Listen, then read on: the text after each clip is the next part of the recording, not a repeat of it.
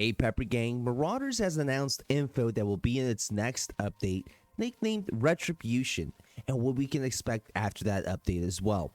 Now, as much as I want to say it's soon, tomorrow, next week, it's not, guys. The developers have told us that even though much of the community liked the 2-week update schedule we had last year, it was difficult to maintain, and the devs are unable to keep up with that cadence, so the next update won't be until March/April. As someone that liked that update schedule in the past, I am a little disappointed, but I'd rather get a quality patch than something that might be full of issues. I can also see them giving us the patch a couple weeks ahead of time to test on the public test branch, just like the guild's update. Now, this patch is going to be bringing the already teased fortress map with its own boss inside. What this devlog announced is a new map called the Rebel Base. It's on the thumbnail, and it's a former asteroid colony used for trade, now taking over by Marauders and Raiders alike. It's a fresh take on map designed by Sig, since it's supposed to mimic an old school type of town with all the amenities one would have, such as a bank, stores, and so on and so forth. This will give players a fresh take on street-to-street engagement style of play. The new map will also be on Raider mode, like previous new maps. I am a fan of this mix-up in map design. I know it's something the community's been asking for. I like the idea of Marauders having its own type of Streets of Tarkov-like map for sure. Now, in addition to the new map, we will be getting a Navy outpost boss called the SAS Major, who will be carrying a Sterling MK4 with variants such as the smallest variant, the MK4 Mini. It's going to be one of the hardest hitting 9mm weapons, and the boss himself is going to work similarly to the Warden, where we will need to do some sort of in-raid interactive spawn mechanic like the Warden Prison Colony, but we will find out what that is when the patch actually drops. The devs have also begun working on the Merchant Frigate boss, as you can see in this picture, something I'm really excited about since that's one of my favorite maps. Not sure if that boss will be the next update. Now, moving on, the team is doing something brand new and adding collectibles that can be found in raid and kept as Steam inventory items, which will carry over between prestiging and wipes from my understanding. The rare items will include cosmetics that you will be able to wear, like the ones shown. I'm a big fan of this edition because people love cosmetics, and finding a rare collectible like this in the middle of a raid will only raise the stakes of that raid, making it more immersive and more intense overall. Apparently, you will not know what cosmetic you got until after you extract, so you have to extract no matter what to see what it was. If it's a success, they can always expand the loot table for these cosmetics too. Even though it's not going to be in the Retribution update, Sig did show us work on map extensions for the OG maps, Asteroid Mine and Spaceport. They wanted to have more space for fighting, as well as new points of interest in these maps, which is why the areas between airlocks are expanding, as you can see here.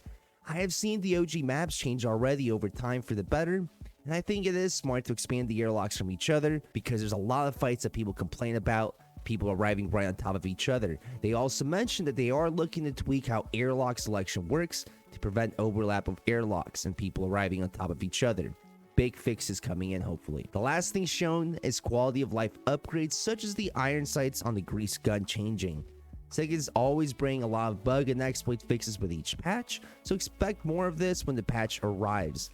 At the end of the devlog, they did tease that the next devlog will discuss ship combat redesign and audio system changes, two things the community has been asking for changes in for a long time. Now, after reading the devlog and thinking about it for a day, I am happy to hear about Marauders news and upcoming content as always. I always wanted the game to keep changing for the better, but I had to be frank and honest about it, and I have to say, I'm a little confused and disappointed, but still looking forward to this patch. I say I'm confused and disappointed because there was very little mention of guilds being fleshed out in this devlog.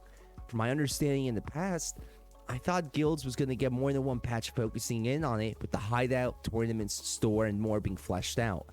This patch can still bring a lot with it, but I feel like it would have been mentioned in the devlog. It just feels like maybe steps are being skipped, but I could be proven wrong. I kind of hope I am.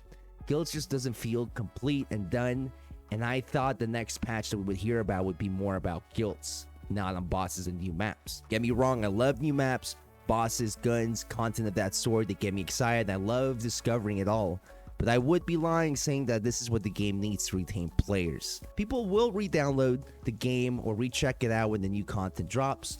But as time has shown, content like this doesn't retain players longer than a month or two, if I'm being completely honest. I'm glad they're teasing ship combat redesign for the next devlog because that is one of the major things this game needs for player retention, as well as a questing rework and making prestiging worth it, something to talk about on my stream and in previous videos. I can only speculate the devs want to add all maps, bosses, guns, and content of that sort first, before any major mechanic reworks, but as previous patches have shown, player retention has not been the greatest with content-only patches focusing on bosses and maps. They're cool, but they're not really keeping players around. The game will feel more complete after this patch, sure, but I know the same gripes, suggestions, and wishes will still be there afterwards. I mentioned I was disappointed that the update schedule changes because 2 to 3 months between patches is a long time in the gamer's eyes, and a lot of their attention can be taken away with other games in that time period. And not having any smaller patches between larger ones is a little frustrating, but I'm not a dev, I don't code games, and we'll have to live with the fact they're going back to their old update schedule. I do agree that we prefer quality over quantity, and that's what this schedule should bring. At the end of the day, I just want the game to succeed and grow, but I would be lying in saying that this Retribution patch will do that. I hope it does. I hope I'm proven wrong.